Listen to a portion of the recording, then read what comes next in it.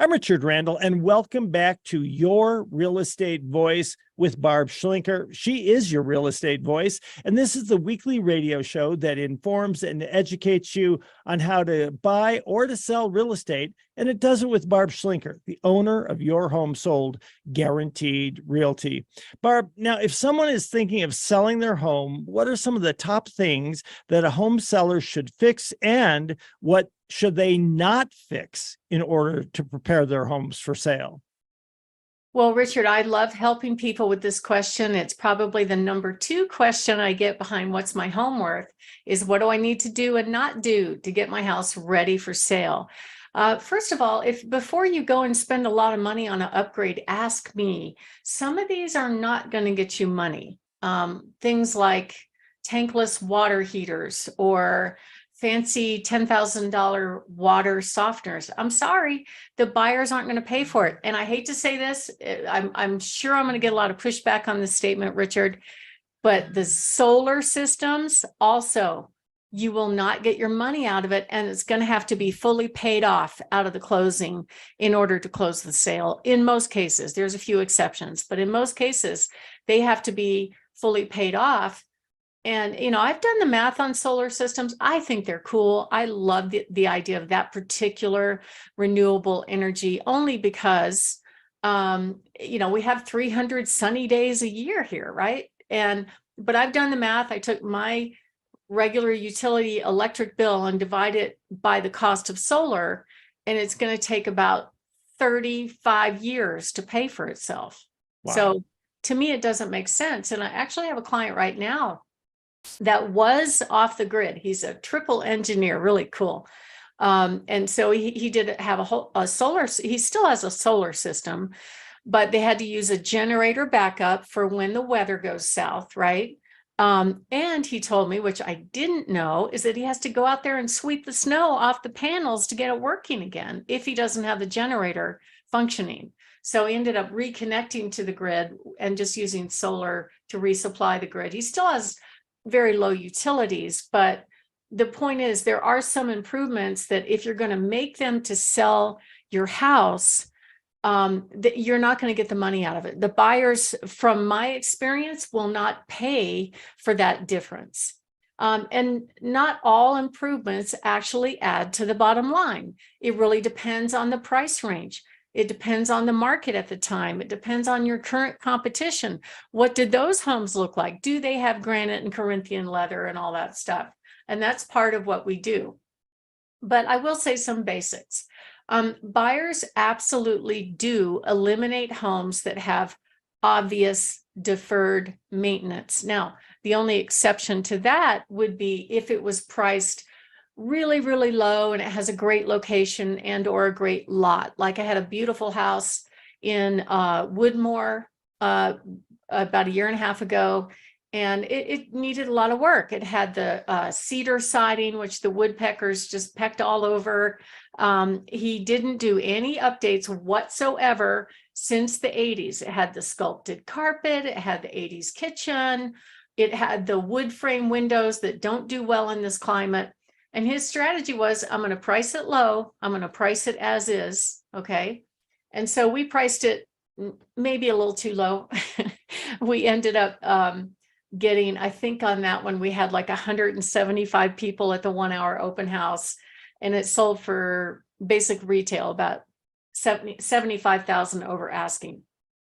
But if the obvious deferred maintenance is visible in the pictures, home sellers have less than a minute to get eliminated. And I have a lot of them ask me, well, can't we just offer a carpet allowance? Why do I have to do that? Wouldn't they want to pick their own colors? I hear this stuff all the time. And I'm like, no, they can't see past, especially flooring. Flooring's a big deal breaker for people. And also curb appeal is big. So we'll go into detail about that and give you some ideas on what to fix and what not to fix. So some people think, well, if I finish the basement, will I get 100% of my value at it? Actually, the National Association of Realtors says no, not so much. But I believe you will get more than 100% out of taking care of bad flooring, okay, and taking care of obvious broken stuff. Now, it doesn't mean that you can increase the price exponentially by that. It just means that if you look at your competition, you're more competitive. The buyer sees your home as the best home on the block in that price range, and they're more likely to give you a really good offer. Okay. I don't know if that, does that make sense, Richard? Yeah, it does. I mean, you have to realize what you're competing against, both online when people are looking at photographs or when they're in the neighborhood looking at what else is around that home. Yeah, and there are 6 key spaces you got to focus on. Number 1, curb appeal. This is a great time of year to focus on that. You can refresh in the mulch beds, put out some flowers. Hopefully the deer won't eat them. Make sure you get the backyard in tip-top shape, clean it up, mow it, give all those scraggly bushes a haircut. In the living room, absolutely want to declutter, minimize the furniture. To some extent depersonalize, but it's okay to have a picture here and there of family. It's just that some people just cover a whole entire wall with their family pictures. And what happens when the buyer comes in is they get completely focused on the story and their life story, and they're not paying attention to the house. You want them to visualize themselves living in the house when they come in.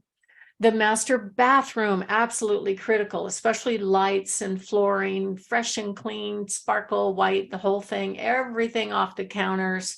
Same thing with the kitchen, everything off the counters, except for maybe the coffee pot. My little pet peeve, I can't stand seeing pictures of dish towels hanging off of stoves. They drive me crazy. I don't know why.